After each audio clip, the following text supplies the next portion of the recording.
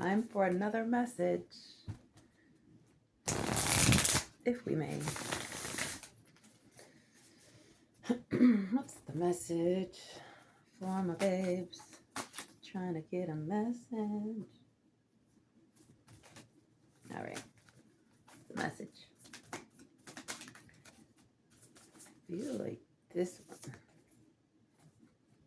Make a vision board, number 33. Well, at least in your head, we need a direction.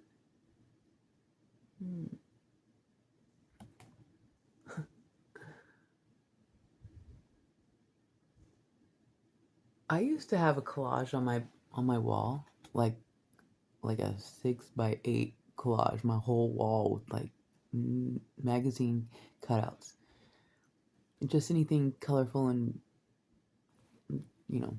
anything. I was like 15. Anyways, it was so dope, actually. Whole wall. So perhaps surround yourself by things that inspire you. I was gonna put a word over my door. I don't even remember now. Never mind. Okay. Make a vision board, number 33, maybe significant. I am a life path, number 33. I feel like that's very important for people to know.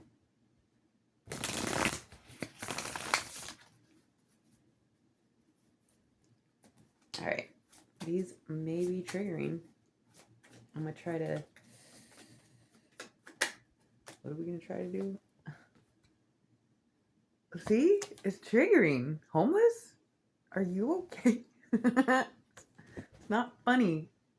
Oh, I thought it was another 33, but now it's 53. Maybe somebody is 53 and homeless?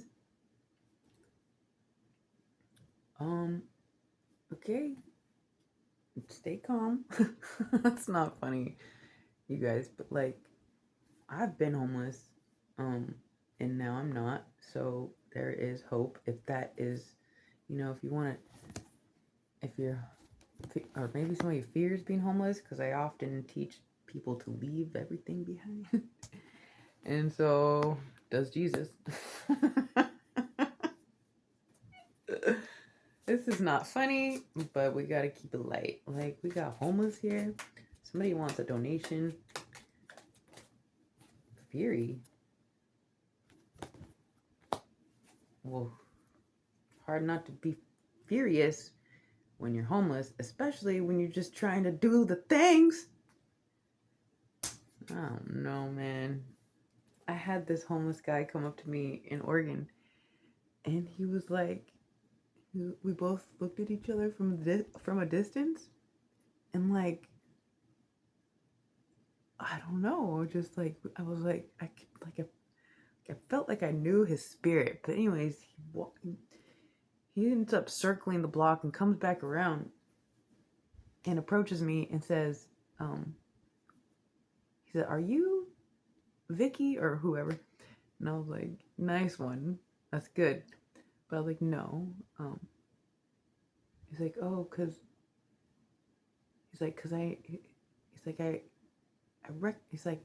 however he was trying to connect. Then he says, he's like, "Well, I'm a child of God." And he started going off about how he's this child of God. And I was just like, soaking it all in. Like, it's like God's children are everywhere. And, Jesus hung out with the homeless. And I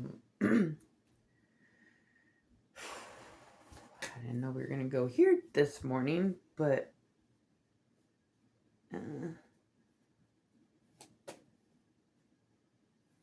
that's too much. Nobody wants to, nope. Go. I don't want to talk about it. It's stressing me out. So, I don't know. Somebody here is mad about being homeless. Or maybe you left somebody and they're freaking going crazy. They're like, you'd rather be homeless? And you're like, yes. Deuces. Ew. I don't know. Make a vision board. If you can't see the future, how are you going to get there? Okay. Indulgence. Ew. Let's not be drinking if we're homeless. That's not going to work. Okay. Interaction. Joy. Friendliness. Number 47.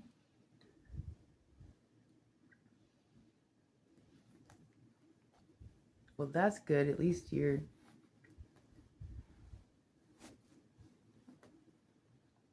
74 and then 47.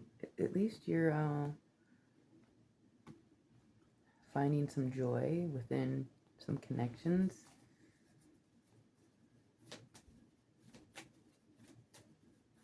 Or this is a third-party situation and it's the problem. Visualizing. I mean, you might have to live a year or two where every day is uncomfortable as you cleanse and detoxify, and then just envision like 2 years from now,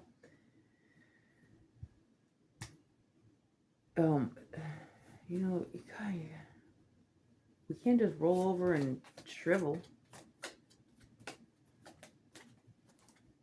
Fate. Somebody's like, all right, tell me.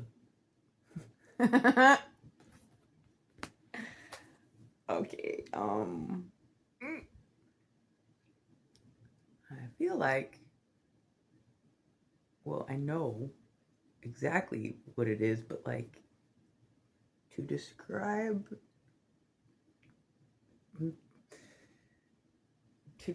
a reason why this is a good situation is difficult. Give me a second. Because once you've been homeless or with like no baggage, starting from scratch, no one to tell you what to do, nowhere to have to go, no bills to have to pay, like it is very, it's like leading you to your rebirth, because everything ends and then everything must begin if you want to live. So it's like the whole thing, but like then you know what the very bottom looks like. And so when you grow, your foundation is so freaking solid. That's the power. There's a lot of successful influencers that started, like some of the most powerful ones started like this, and nobody could take them down because they already been down. So it's like, if you get taken down again, it's because you fell asleep, spiritual narcolepsy or something, or you weren't building your foundation correctly, cutting corners or something. But so, all right, somebody here is furious. They don't want to make a vision board. They don't want to compromise. I get it. Number 33 again.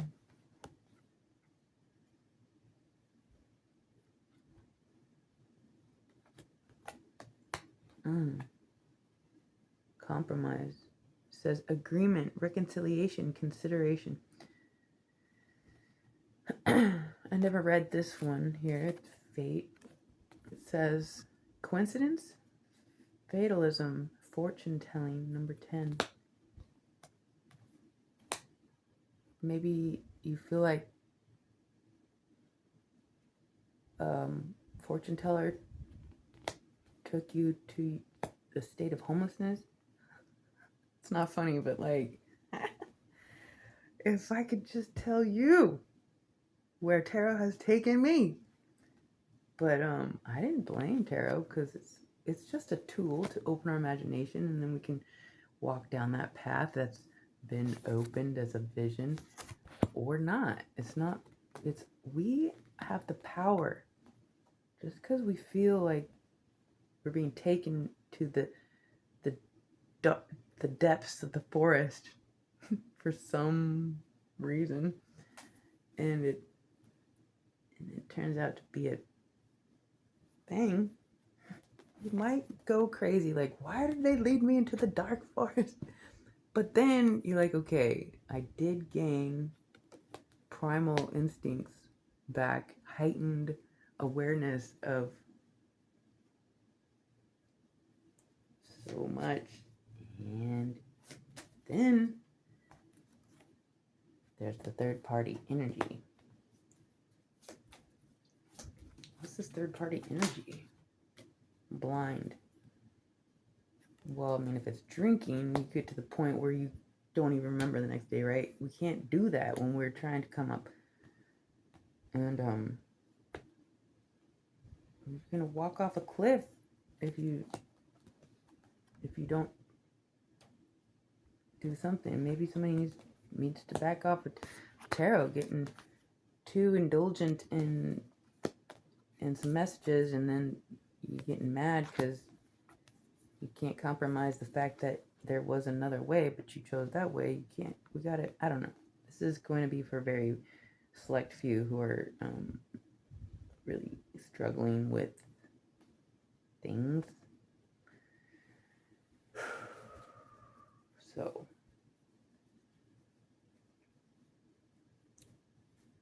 time to compromise, time to get sober, time